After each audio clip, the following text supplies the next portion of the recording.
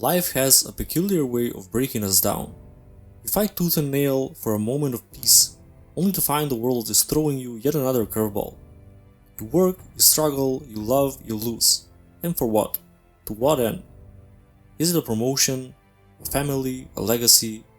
Strip all of it bare, yet the truth feels unsettling. One day, everything you've built will crumble, and your name will be forgotten. This isn't just existential dread. It's the backdrop of life itself. It's the weight of absurdity. You've felt it, haven't you?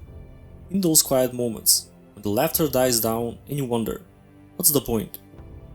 Albert Camus didn't just feel it, he stared it in the face. This is where absurdism enters, not as a comfort in philosophy, but as a confrontation. Camus called it the conflict between our desire for meaning and the silent, indifferent universe. Today, we're not here to escape the struggle, we're here to wrestle with it. Let's explore absurdism, not as a lifeline, but as a way to make sense of the chaos. At its heart, absurdism is built on a paradox. Humans are meaning-making machines, yet the universe offers no inherent meaning. We crave answers. Why am I here? What is my purpose? But the cosmos responds with silence. This is the absurd. It's not life's cruelty or randomness. It's the clash between our insatiable hunger for clarity and a world that refuses to explain itself. But absurdism isn't just about acknowledging this tension, it's about living with it. Camus argued that most people choose one or two paths to escape the absurd. The first is the leap of faith, like turning to religion or ideology to impose meaning where there is none. The second is giving up entirely, rejecting life through despair. But for Camus, neither option is honest. The only true response, he claimed, is to revolt. A revolt isn't a rebellion against the universe. It's a refusal to be defeated by its indifference. It's saying, yes, life has no inherent meaning, but I will live it fully anyway. It's not resignation, it's defiance. Absurdism isn't the only philosophy that grapples with life's lack of meaning, but stands apart in its approach. Take Existentialism for example. Jean-Paul Sartre acknowledged the absurd, but he believed we could create our own meaning. Existence precedes essence, Sartre said, implying that we are free to define our purpose. Absurdism, however, rejects this as another escape, a clever way of avoiding the harsh truth that meaning doesn't stick. Then there's nihilism, which embraces the void wholeheartedly. For the nihilist, life's meaninglessness is the reason to reject all values, all purpose, all effort. Camus called this the ultimate cop-out. He saw nihilism as surrendering to despair, a refusal to confront life's richness in the face of its absurdity. Absurdism craves its own path. It doesn't seek to resolve the tension between our search for meaning and the world's indifference. It embraces it. Camus described the absurd man as one who lives without appeal, who finds joy in the act of living itself, not in some distant goal or higher purpose. To illustrate his philosophy, Camus turned to Greek mythology. In the myth of Sisyphus, he reimagines the tale of the doomed king condemned to roll a boulder up a hill for eternity, only to watch it roll back down. This, Camus says, is the perfect metaphor for human existence. At first glance, Sisyphus' fate seems tragic, even torturous, but Camus argues the opposite. Sisyphus is the ultimate absurd hero. He has no illusions about his condition, no hope of escape, yet he continues to push the boulder. And in that act, embracing the struggle for its own sake, he finds freedom. Camus concludes his essay with one of his most famous lines: "One must imagine Sisyphus happy." Happiness for Camus isn't found in escaping the absurd, but in living within it, fully aware and fully engaged. Absurdism isn't a warm blanket to shield you from life's hardships. It's a spotlight, shining on the cracks and chaos of existence. But instead of despairing, Camus invites us to dance in the ruins, to live without illusions, without appeals to higher power or greater plan.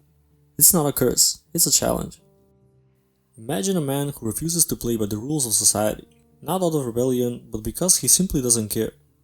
A man so indifferent to the world's expectations that he doesn't cry at his mother's funeral, doesn't pretend to love the woman who wants to marry him, and doesn't justify his actions when they land him in prison. Meet Marceau, the protagonist of Albert Camus' The Stranger, the ultimate absurd hero. In The Stranger, Camus takes the abstract concept of the absurd and gives it flesh and bone. Marceau isn't just a character, he's a living embodiment of the philosophy of absurdism.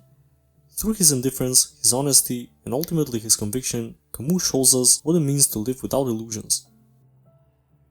Marsal's story begins with the death, the passing of his mother, but instead of grief, we're met with cold detachment. "My mom died today," he states in the novel's opening line, as if announcing the weather. At her funeral, he doesn't cry. He smokes a cigarette. He notices the heat of the sun more than the ceremony itself. Society sees this as monsters. But Marsal isn't heartless, he's honest. For Marsal, life is stripped of pretense. He refuses to perform the emotions society demands, not out of malice, but because they simply don't resonate with him.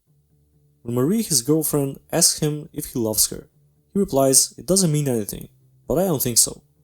To Marsal, love, loss, and meaning are constructs, games people play to distract themselves from the void. He doesn't play along, and for that he's seen as an alien. This honesty is both his strength and his downfall. In a world built on shared illusions, Marsal's refusal to lie makes him a threat. Society expects conformity, grief at a funeral, declarations of love, repentance in court, but Marsal doesn't give none of it. He is, in every sense, a stranger to the world. Marsal's indifference mirrors the universe's indifference to us. He doesn't believe in God, doesn't search for meaning, and doesn't pretend life has answers. When he's accused of murder, an impulsive act committed under the blinding Algerian sun, his trial becomes less about the crime and more about his character. The court isn't outraged by the murder itself, but by Marsal's lack of remorse, his failure to cry for his mother, his refusal to conform to moral expectations. Camus uses this trial to expose society's discomfort with the absurd. People cling to meaning, morality, and order, but Marsal tears those illusions apart simply by existing. To him, life is random, chaotic, and ultimately indifferent. The universe doesn't care whether you're a saint or a sinner, whether you live or die, and yet Marsal finds no despair in this realization, only clarity. The climax of The Stranger comes not in the courtroom but in the quiet solitude of Marsal's prison cell. Sentenced to death, he confronts his mortality with the same indifference he's shown throughout the novel. But in these final moments, something shifts. Marsal doesn't find God or meaning, he finds acceptance. He looks up at the vast, starless night and feels the universe's indifference wash over him. And instead of rejecting it, he embraces it. "I open myself to the gentle indifference of the world," he says, finding peace in the chaos. For Marsal, the lack of meaning is not a void to be filled but a reality to be lived. His conviction to face death without fear, regret, or illusion makes him a true absurd hero. Camus uses Marsal's final moments to show us the power of living authentically. To accept life as it is, not as we wish it to be, is the ultimate act of defiance. It's not about happiness or purpose, it's about freedom. Marsal dies with a smile, not because he's found meaning, but because he no longer needs it. The Stranger is more than a novel, it's a philosophical manifesto. Through Marsal, Camus shows us what it means to live in a world without meaning, to confront the absurd head-on, and to find peace in the chaos. Marsal's indifference isn't apathy, it's clarity. His defiance isn't rebellion, it's freedom. So, life is absurd. There's no inherent meaning, no grand design, no cosmic plan waiting for us to uncover it. And yet here we are, conscious, breathing, living in a universe that couldn't care less about us. For many, this realization is paralyzing, but for Albert Camus, it was liberating. He argued that if life has no meaning, then we are free to create our own, and the key to this freedom lies in one word: revolt. Camus begins with a radical premise: we must reject escape. When confronted with the absurd, most people try to flee from it. They turn to religion, ideology, or other comforting illusions to give their lives meaning. Camus called this philosophical suicide, the act of abandoning reason to cling to false hope. But Camus rejected both literal suicide and philosophical suicide. He argued that to escape the absurd is to deny our humanity. The absurd is not something to be solved or avoided. It's something to be confronted. It's the tension between our desire for meaning and the universe's silence. And to live authentically is to embrace that tension without retreating into illusions. So, if we can't escape the absurd, what do? Camus' answer is simple yet profound: revolt. But this isn't rebellion in the traditional sense. It's not about fighting against the universe or demanding answers that don't exist. Revolt is a state of mind, a constant refusal to give in to despair or false hope. To revolt is to say, yes, life is meaningless, but I will live it fully anyway. It's an act of defiance, a celebration of existence in the face of chaos. Camus compares this to the myth of Sisyphus, the tragic figure condemned to roll a boulder up a hill for eternity. For most, this would be a nightmare, a punishment with no end, but Camus sees Sisyphus as a hero. By embracing his task, Sisyphus transforms his suffering into freedom. He chooses to push the rock, not because it will lead to meaning or salvation, but because it is his life. This, for Camus, is the essence of the absurd life: to live without hope, yet without despair. To revolt is to keep pushing the rock, not because it will lead to anything, but because the act itself is a victory. Camus also challenges us to live without appeal. This means refusing to look for external validation, whether from God, society, or history. The absurd life is one that stands on its own, unburdened by the need for approval or justification. To live without appeal is to embrace the here and now. Camus was a lover of the physical world, the warmth of the sun, the beauty of the sea, the joy of human connection. He believed that the absurd life is one rooted in experience, not abstraction. It's not about chasing eternal truths. It's about savoring fleeting moments. This doesn't mean living recklessly or selfishly. Camus was deeply committed to justice and solidarity. For him, living authentically also meant taking responsibility for others. The absurd life isn't isolated, it's engaged. It's about creating meaning in a world that offers none, not just for yourself, but for those around you. Camus' ultimate insight is that the absurd doesn't limit our freedom, it expands it. If life has no predetermined meaning, then we are free to create our own. We are free to choose how we live, how we value, and what we fight for. But this freedom is both terrifying and exhilarating. It's the freedom to look at life's chaos and say yes.